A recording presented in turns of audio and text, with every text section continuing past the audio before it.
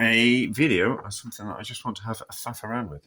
So, for a long time, people have been um, boiling up condensed milk in water to caramelize it in the tin. I've never done it. I heard about it 20 odd years ago, and I've always been slightly curious. But now you can actually buy condensed milk, which is caramelized already. So you kind of go, oh, that's kind of stopped you from doing that. But I was kind of thinking, so the process is that what you're basically doing is caramelizing the sugars in the condensed milk through heating it for a long time in a stable condition, in a stable environment, such as a pan of water, gently simmering type of thing. And then I was kind of thinking, I wonder what happens if we do the same process to different tins, and will it give a similar kind of result? So that's what we're going to do. We're going to do some peaches. We're going to do some creamed rice pudding. We're going to do some custard. We're going to do some evaporated milk, which is not condensed milk. Condensed milk's really thick, but evaporated milk is just milk that's been evaporated, so it's a little bit sweeter and a little bit more creamy. And then we're going to do some tomato as well. I've made sure that these have all got sugar in them rather than sweeteners. The cheaper rice puddings and custards and evaporated milks tend to have sweeteners in them because in the UK we've got a sugar tax. Thank you, Jamie Oliver.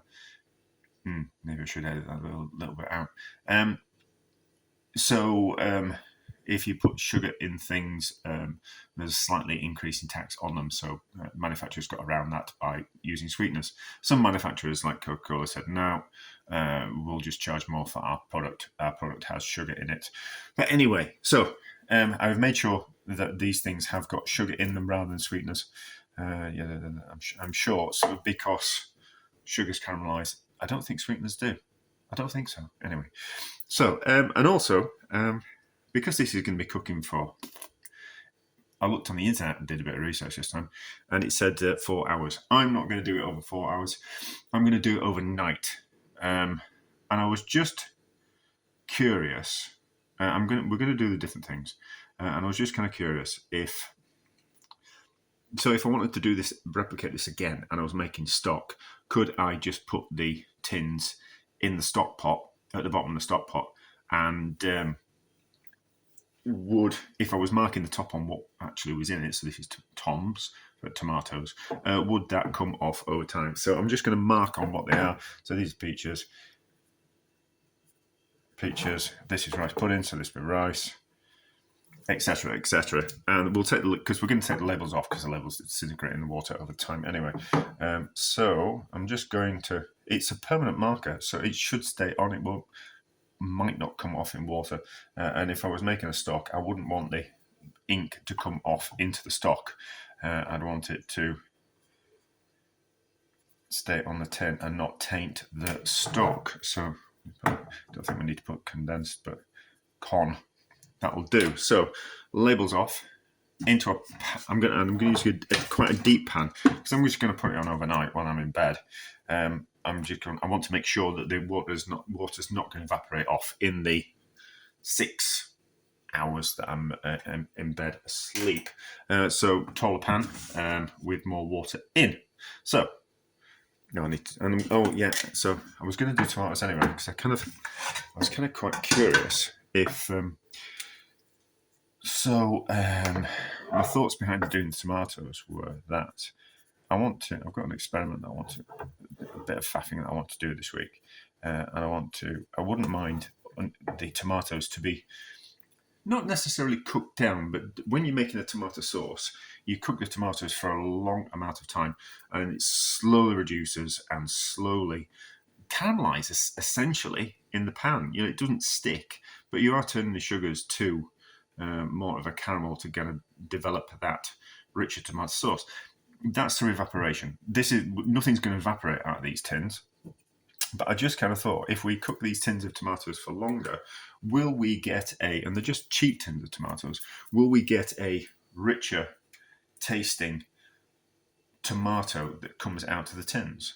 just out of curiosity. So that's why I'm doing 4 tins, and also because it'll it seems silly not to kind of do the 4 tins. It'll either work or it won't. If it doesn't work, we just end up with 4 tins of tomatoes. But if it does work, and I'd only done 1 tin of tomato, and I wanted 4 tins of tomato, I'd have to repeat the process again. So we might as well do 4 tins. They're not that expensive.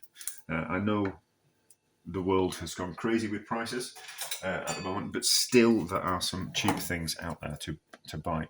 Not necessarily. I've noticed the quality of these tomatoes has gone down in the last few years, so they're just not quite as good as they used to be. Oh, that's a point, isn't it? So if we're going to put these in the stock pot, we'd have to soak them to make sure that would come off. And the glue as well, that's not going to... We can't put them in the bottom of the stock pot because there is glue on these on these tins, and that would affect the flavour of this stock. So anyway, I couldn't do that, but we might as well put the names on them, and then we know what's in them, even though we're going to be opening them anyway, and we'd probably be able to guess. We could probably guess by looking at the stamps on the bottom. So that on there would match the other tins of tomatoes rather than the other tins. Yeah, it's different. So that'd be fine. So we'd be able to do it that way. So we'll be able to, even if the label, even if the little Tom sign comes off, I'll be able to look at the bottom of the tins and kind of go, oh yeah, they're all the same. They're definitely tins of tomatoes. But anyway, so I waffled far too much. We'll be back in the morning. Hopefully the cans won't explode overnight, and then we'll kind of see what the results are. Won't be able to do, well, turn the gas off in the morning, and I've got a little bit of a job to do, so we'll allow it to cool down in the water gently, because if we're going to opening hot tins or hot jars is a bad idea, because there's a difference in atmospheric pressure, which would make them want to not explode, but want to spill out everywhere in like molten fruit pulp or condensed milk eruption, which is not what I want all over my hands or face or any other part of my body. But anyway, so into a pan, cold water, gently up to the boil, and then we'll boil overnight for 6-7 hours. Depends how long I'm in bed. Let's have a look at the condensed milk.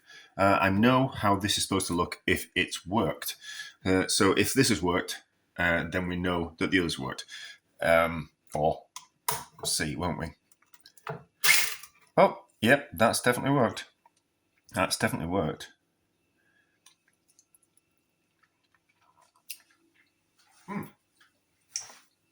That's delicious.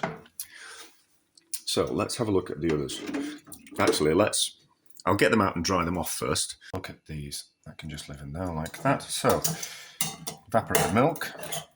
Oh, it doesn't like there's much change there.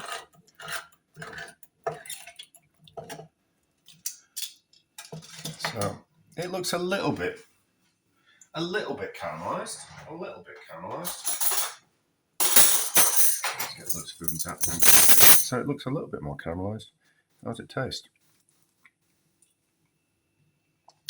Yeah, that's certainly caramelised. Yeah, okay, that's interesting. Rice pudding. Rice pudding should have worked. Those two worked. Rice pudding should have worked.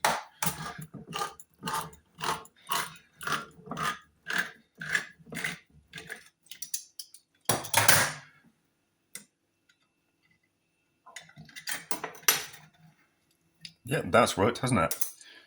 It's certainly more of a caramel colour and gone all the way through. It's normally quite white and pale.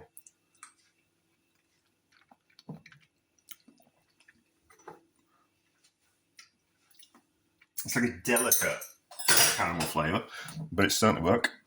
Custard should work, because we're in the same ballpark here.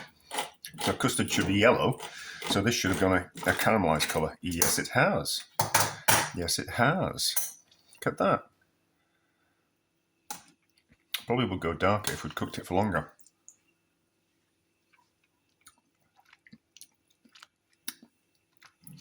They've all got like a delicate caramel flavour. It's not like a rich caramelised flavour. But it's still nice, still nice. Now, peaches. Oh, doesn't like this much change here. Oh, okay, so they've darkened and they've softened. So they're a lot softer than they were.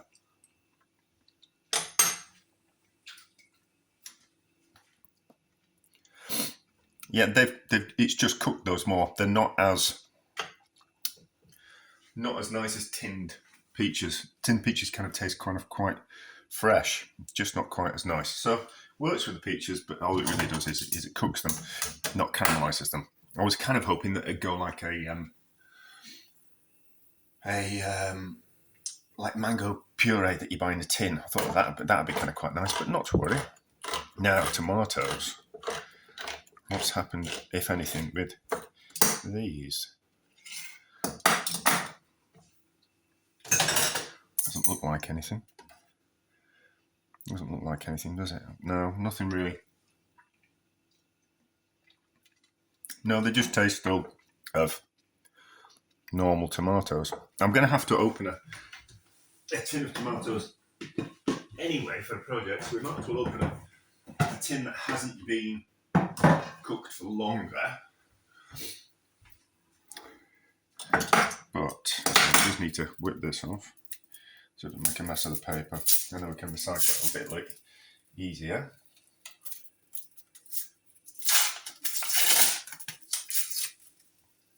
Right. How does this look compared? It might be a little bit darker in colour, which would suggest that we just have to cook it for longer, but not really, kind of quite noticeable. Not really, kind of quite noticeable. How does that taste? Oh, actually, it has affected it's a little bit less acidic, so it's a little bit more rounded in flavour. Yeah, so that would suggest. Yeah, it's definitely changed the flavour. It's definitely changed the flavour. That I don't know if it's because there's not much flavour going on there, but there's certainly more flavour going on here. So yeah, it is kind of worked, but not in a massively noticeable way. So if you, obviously I'm doing a tasting between the both of them, but if you tasted that without tasting that, you'd just kind of think it tastes like a normal tin of tomatoes. So I don't really know. Maybe cook for longer. Maybe cook for longer, and something else would happen. Maybe that's an experiment for another time. But the end of this experiment, just kind of quite interesting, though, isn't it? That kind of works, but not in a massively noticeable way. I don't know how. I don't know what I was kind of expecting, but those certainly work, and that, of course, that works. But those work as well. So I don't know what practical applications they have whatsoever, but certainly a way of adding a caramel flavour to a tin of custard or a tin of evaporated milk, and changing it slightly without having to cook it on top of the stove or in the oven. So I don't know what use that is. But as always, I need to blow my nose. But as always with my with experiments like this, just because something isn't apparent straight away doesn't mean it won't make me. It'll sit in the back of my brain, and I'll think about it for a while, and it might become useful somewhere else. Maybe not these, or maybe the process might become a little bit more apparent. But it worked to some degree. I'm not going to waste them. We'll use them for something, but I'm not entirely sure what yet. But it worked. So therefore, it's a success.